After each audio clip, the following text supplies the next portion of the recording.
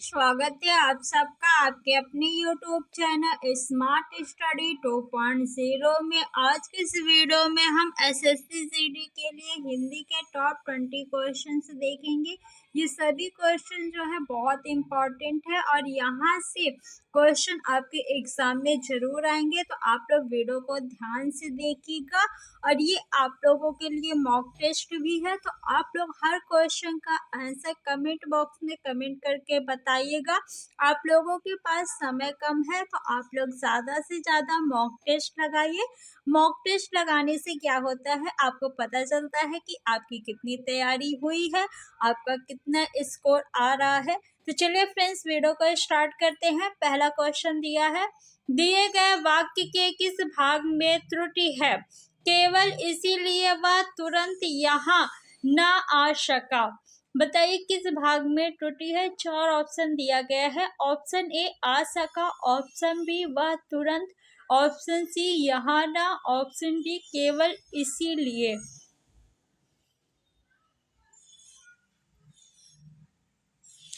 तो option number D जितने भी लोग कह रहे हैं उनका उत्तर बिल्कुल सही है। इसलिए होता है, इसीलिए नहीं होता। क्या होता है? इसलिए। सही हो जाएगा ऑप्शन डी आपका। नेक्स्ट क्वेश्चन देखेंगे हम लोग। क्वेश्चन नंबर 2, अनुसंधान रिक्त स्थान। उपयुक्त वाक्य में रिक्त स्थान के लिए उपयुक्त वाक्यांश का चयन विकल्पों में से कीजिए। अनुसंधान द्वारा खोज का अर्थ होता है, क्या ये सही है? अनुसंधान खोज का अनर्थ होता है। अनुसंधान का अर्थ खोज होता है। अनुसंधान की अर्थ में खोज होता है। बताइए कौन सा ऑप्शन सही होगा।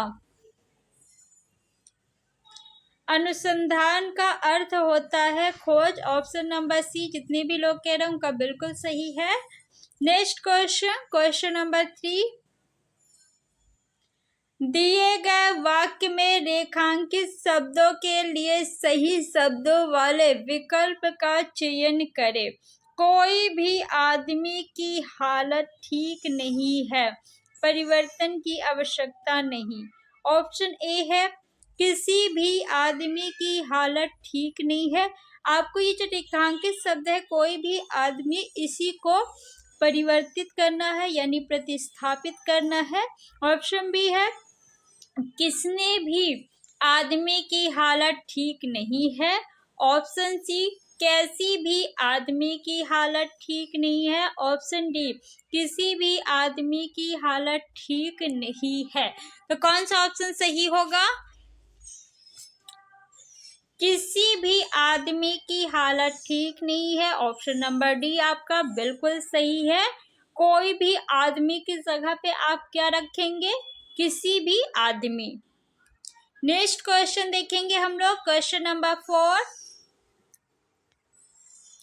निम्नलिखित प्रश्न में 4 विकल्पों में से उस विकल्प का चयन करें जो रिक्त स्थान के लिए सही भाववाचक संज्ञा वाला विकल्प हो। आज भी लोग जय और वीरू की रिक्त स्थान का उदाहरण देते हैं। माता, अध्यापक, सेवा, दोस्ती। बताइए कौन सा ऑप्शन सही होगा।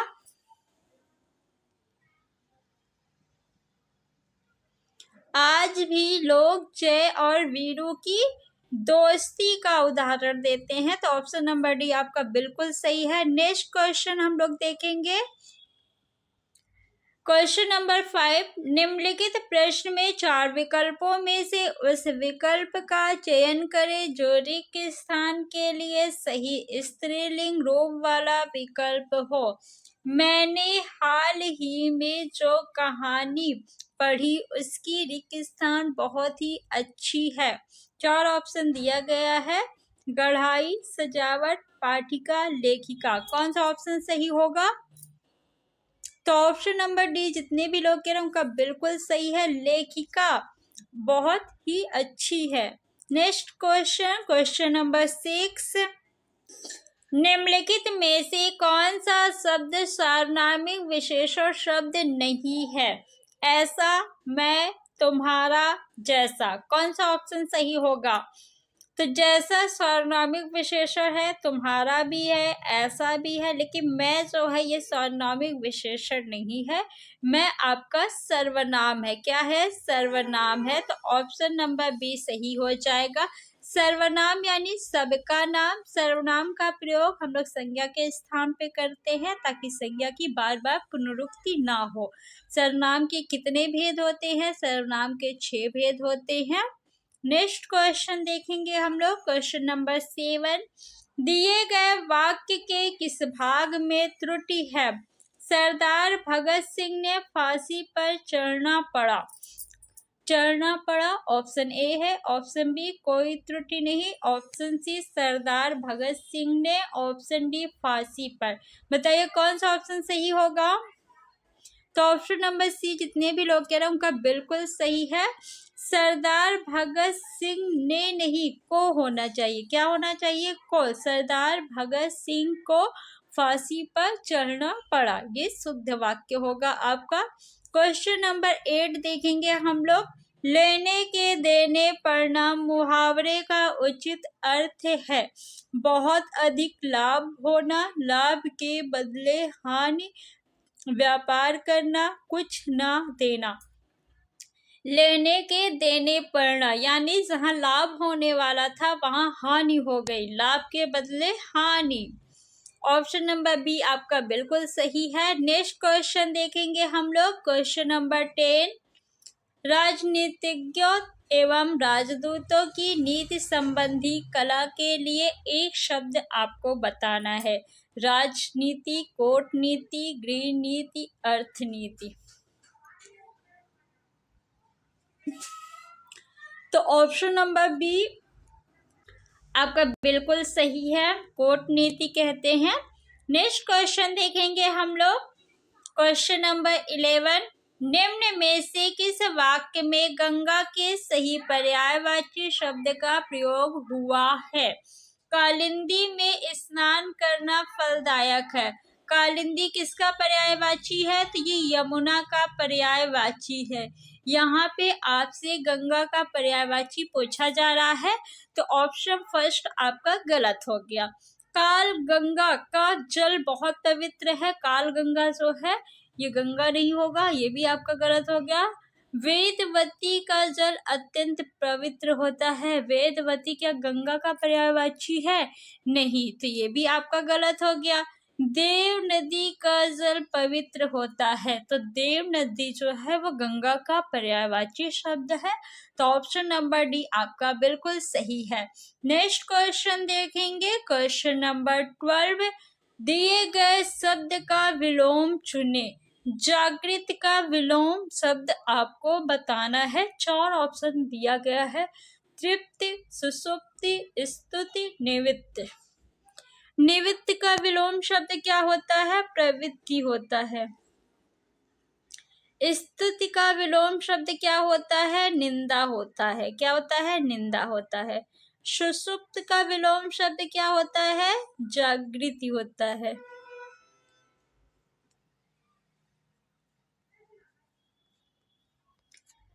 तृप्ति का विलोम शब्द क्या होता है? अतृप्ति होता है।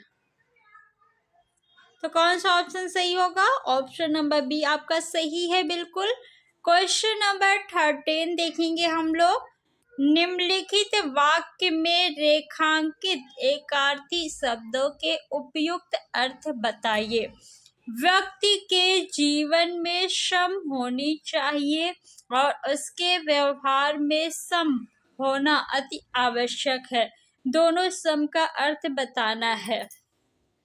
शाम रात कुछ भाग शांति सामान सामान गणित का प्रश्न। तो बताइए कौन सा ऑप्शन सही होगा? इस सम मीन्स होता है शांति। क्या होता है? शांति होता है।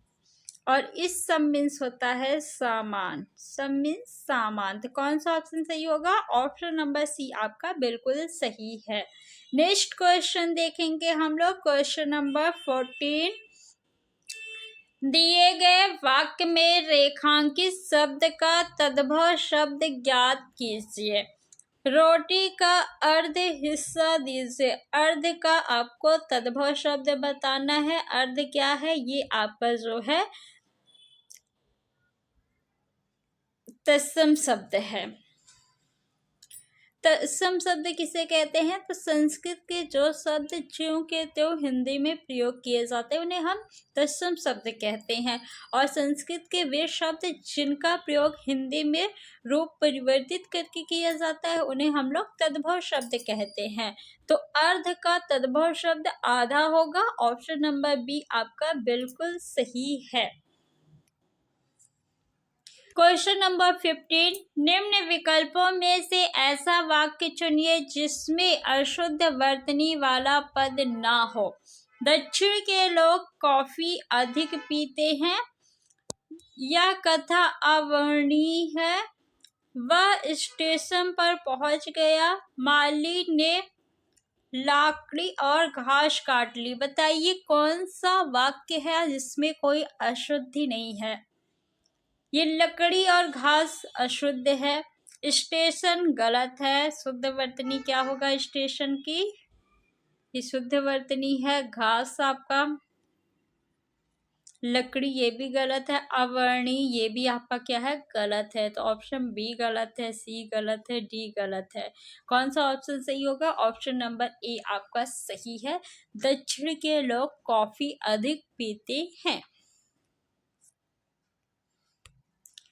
क्वेश्चन नंबर 16, प्रकृति कुपित होकर अपना रिक्त स्थान रूप दिखाती है। कल्याणकारी रूप, हितकारी रूप, निर्माणकारी, विनाशकारी। बताइए कौन सा ऑप्शन सही होगा? तो ऑप्शन नंबर डी जितने भी लोग कह रहे हैं उनका बिल्कुल सही है। प्रकृति कुपित होकर अपना विनाशकारी रूप दिखाती है। क्वेश्चन नंबर 17, निम्नलिखित अर्थ को समझने वाले मुहावरे का चयन विकल्पों में से कीजिए। इज्जत उतारना, मिट्टी पलीत करना, मखमली जूते मारना, मुंह की बात छीनना, मुंह चाटना। मुंह चाटना होगा नहीं, मुंह की बात छीनना नहीं, मखमली जूते मारना नहीं, इज्जत उतारना यानी मिट्टी पलीत करना। ऑप्शन नंबर ई आपका बिल्कुल सही है। क्वेश्चन नंबर 18, नीचे दिए गए शब्द के लिए उचित वाक्यांश दिए गए विकल्पों में से चुनिए। अभूतपूर्व, जो किसी पर अभियोग लगाए, जिस पर अभियोग लगाया गया हो, जो पहले घटित ना हुआ हो, जो भेदा ना जा सके। बताइए कौन सा ऑप्शन सही है? जो किसी पे अभियोग लगाए उसे क्या कहते हैं? अभियोक्ता। अभियोक्ता।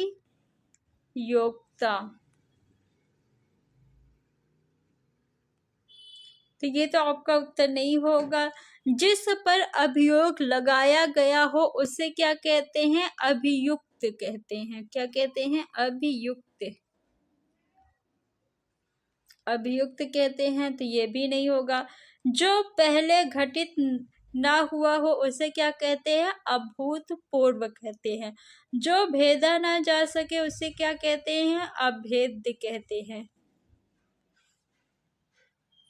तो ऑप्शन नंबर सी आपका बिल्कुल सही है। क्या होगा? सी। क्वेश्चन नंबर 19, फ्रेंड्स अगर अभी तक आपने चैनल को सब्सक्राइब नहीं किया है तो सब्सक्राइब कर लीजिए और वीडियो को लाइक करके अपने फ्रेंड्स में शेयर करिए। जब आप लोग लाइक और शेयर करते हैं तो हमें मोटिवेशन मिलता है, हम आपके लिए ऐसी ही और वीडियो बनाएं। क्वेश्चन नंबर 19, दिए गए शब्दों के समानार्थी शब्द का चयन करें। राजा का समानार्थी शब्द बताना है आपको। रत्नाकर, रत्नाकर जो है इसका समानार्थी शब्द हो जाएगा समुद्र। पारावार, सागर,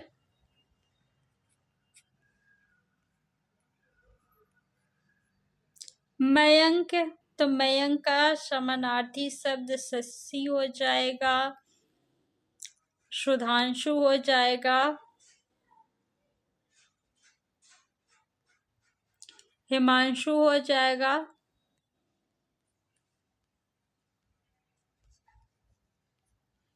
चंद्रमा हो जाएगा। मुकुंद का पर्यायवाची शब्द विष्णु, पर्यायवाची या समानार्थी शब्द माधव, केशव, नारायण, चक्रपाणि,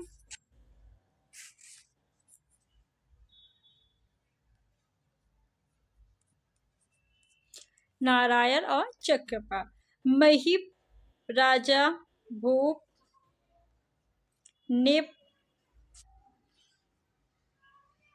तो ऑप्शन नंबर डी आपका सही है, राजा का समानार्थी। नेक्स्ट क्वेश्चन देखेंगे हम लोग, क्वेश्चन नंबर 20 और आज के इस वीडियो का लास्ट क्वेश्चन है। दिए गए शब्द का विलोम चुने। स्थावर का विलोम क्या होगा? जंगल, संगम, जंगम, नग्न। नग्न होगा नहीं, जंगल होगा नहीं, संगम होगा नहीं, जंगम होगा स्थावर का विलोम। तो ऑप्शन नंबर सी आपका सही है। अब आप लोग बताइए कि 20 में से आपका स्कोर कितना रहा। तो फ्रेंड्स, ऐसे ही और वीडियो देखने के लिए चैनल को सब्सक्राइब कर लीजिए। वीडियो पूरा देखने के लिए आप सभी का बहुत बहुत धन्यवाद। थैंक्स।